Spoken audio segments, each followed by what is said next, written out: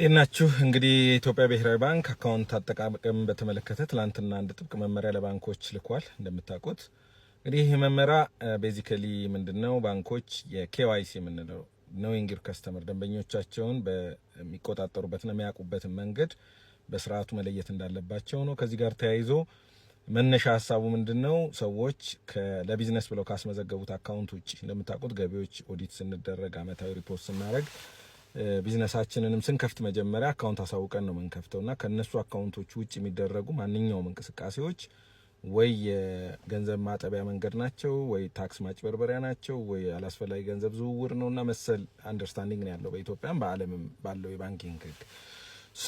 ከዛ አንፃር ያሉ ዝም ብሎ ከቢዝነስ ጋር ያልተያያዙ አካውንቶች ላይ የግል አካውንቶች ላይ የሚደረጉ እንቅስቃሴዎች ላይ አቴንሽን ሰጥተው ሰስፒተብል ሲሆን አጠራጣሪ ሲሆን ሪፖርት እንዲያደርጉ ነው የታዘዙት።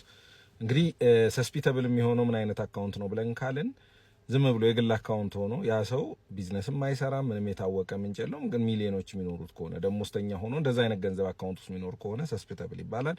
እንዲሁም በግል የሚኖረን አካውንትና በቢዝነሳችን አካውንት መካከል ጠንካራ የሆነ ኤክስቼንጅ ካለ ለምሳሌ እኔ እንደሙከሚል እና ድርጅቴ ከኔ ፐርሰናል አካውንት ወደ ድርጅቴ መግባትና የመውጣት የመቀየር ነገር ካለ ያም ሰስፒተብል ይሆናል ማለት ነው። በተለይ ታክስ ኢቬድ ከማድረግ ወይም ታክስ ከማጭበርበር ጋር ይያያዛል።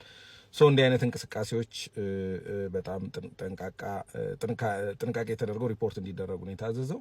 እንደ ቢዝነስ ሰው ምንድነው ማድረግ ያለብን የሚለው ላይ የተወሰኑ ነጥቦችን ላንሳ። አንደኛ አካውንት በምንከፍትበት ሰዓት በችልተኝነት ዝም ብለን ያልሆነ መረጃ ልንሰጥ እንችላለን። ኬዋይሲ የሚባለው ፎርም የሚሞላው ፎርም ላይ ነው ያለው። ሰው ከመሰላቸት በተለምዶ ሰው ብዙ እንትን ላይ ይችላል እና እዛ አካባቢ ላይ አማካኝ ገቢ የንግድ እንቅስቃሴ ምናምን የሚሉላ በጥንቃቄ መሙላት ያስፈልጋል። አንድ ሁለተኛ በተለምዶ ከማናውቀው አካውንት የሚመጣን ገንዘብ አለመቀበል። ስራ ሰርተን እንኳን ከገሌ ይከፍልሃል ይልክልሃል ስንባል ለሰራ ነው ስራ ከምናውቀው ድርጅት ቢሆን ይመረጣል። ሶርስ ወደዛ መሄድ አለብን።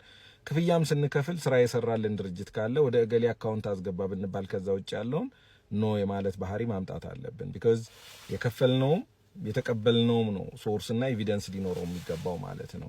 በተረፈ ደግሞ በችልተኝነት ይሁን አሰራሩ ስለሚከብደን ወደ ግል አካውንት እያደረግን የምናንቀሳቀሳቸውን ነገሮች ጥንቃቄ መሞላት ይኖርበታል፣ ወይም ማንቀሳቀስ አይኖርብንም። የሚደረጉ ትራንዛክሽኖች በቢዝነስ እንዲሆኑ የማድረግ ሂደት ውስጥ መግባት አለብን። በዚሁ ለባንከሮች ደግሞ የምሰጠው ሀሳብ በተለምዶ ዲፖዚት ለመሰብሰብ እያልን ወደ ግል አካውንት ስዊች የምናረጋቸው ነገሮች አሉ። ሰዎችን ፋሲሊቴት ለማድረግ አርቲጂኤስ ከባድ ስለሆነ እሱን ብታቆሙ ይሻላል። አደጋ ይዞባችሁ ነው የሚመጣው። ቴንክ ዩ